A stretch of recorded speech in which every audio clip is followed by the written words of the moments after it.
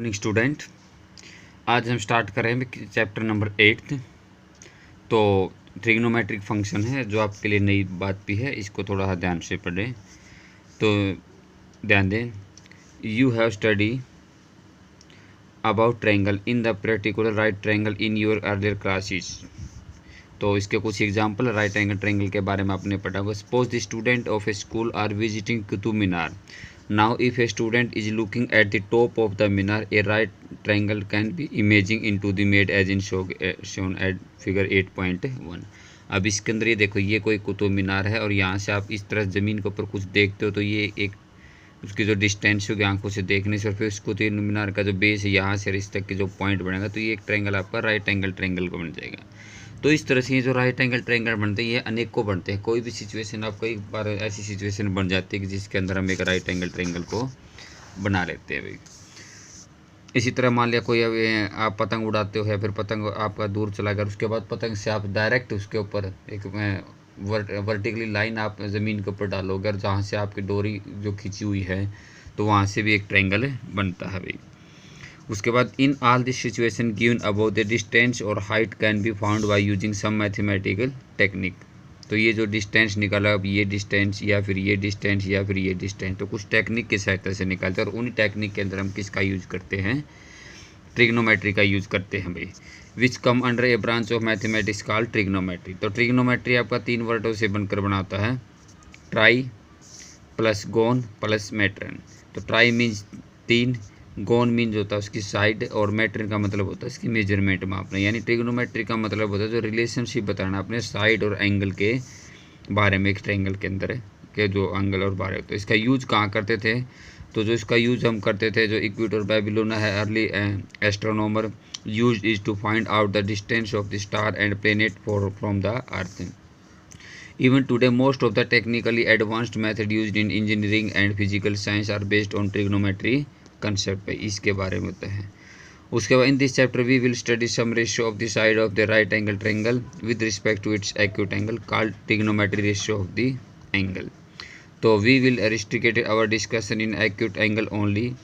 तो हम यहाँ पर किसके बारे में डिस्कस करें, सिर्फ एक एक्यूट एंगल के बारे में। अब ट्रायंगल के अंदर टोटल सम उसका 90 होता है, उनके एंगल सॉरी 180 होता है। अब एक एंगल राइट एंगल ट्रायंगल के अंदर 90 डिग्री का बन जाएगा, तो बाकी जो 2 एंगल बच के वो आपके 90 से कम के होंगे, तो हम उनको कौन सा एंगल बोलते हैं, एक्यूट एंगल बोलते हैं भाई। तो हम इनके बीच में जो साइड, इनके बीच में जो रिलेशन निकालते हैं उनको बोलते हैं हम ट्रिग्नोमेट्रिक आइडेंटिटी। तो ट्रिग्नोमेट्रिक रेशियो हम इसके अंदर निकालेंगे। तो हमने कोई एक ट्रायंगल ले लिया अभी ABC, जिसमें AB क्या हो गया उसका बेस, और ये क्या हो गया उसकी परपेंडिकुलर, अगर ये क्या हो जाएगा उसका हाइपोटेन्यूस। मान लिया हम किस एंगल को लेके चल रहे हैं, ए एंगल को लेके चल रहे हैं। तो ए एंगल के जो सामने वाली साइड होगी ये इसकी अपोजिट साइड हो जाएगी ए के सामने वाली, और ये इसकी कौन सी साइड कहलाएगी, एडजेसेंट साइड, जब हम किस एंगल के बारे में डिस्कस कर रहे हो, ए एंगल के बारे में। इसी तरह मान लिया हम इस ए एक्यूट एंगल के बजाय सी एंगल के बारे में डिस्कस करें तो ये साइडों की जो पोजीशन है वो चेंज हो जाएगी।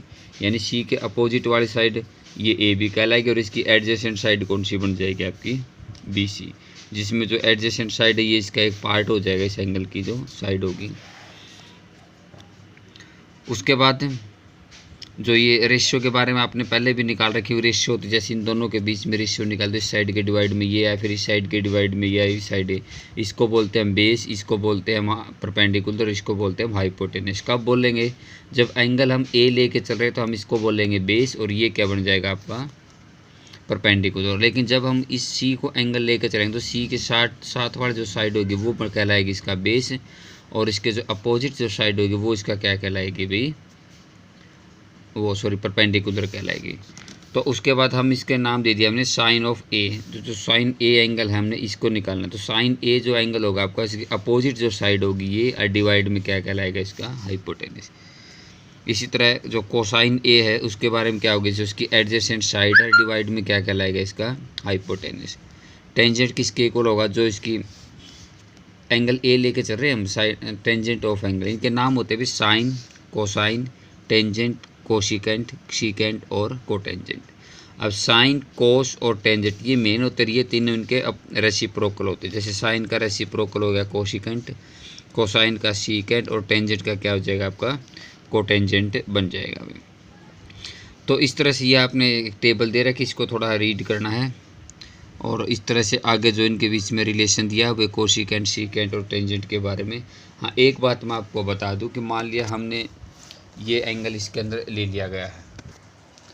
अब जैसे आप ये लोगे साइन ए, कोस ए, टेंजेंट ए, ये इस तरह से।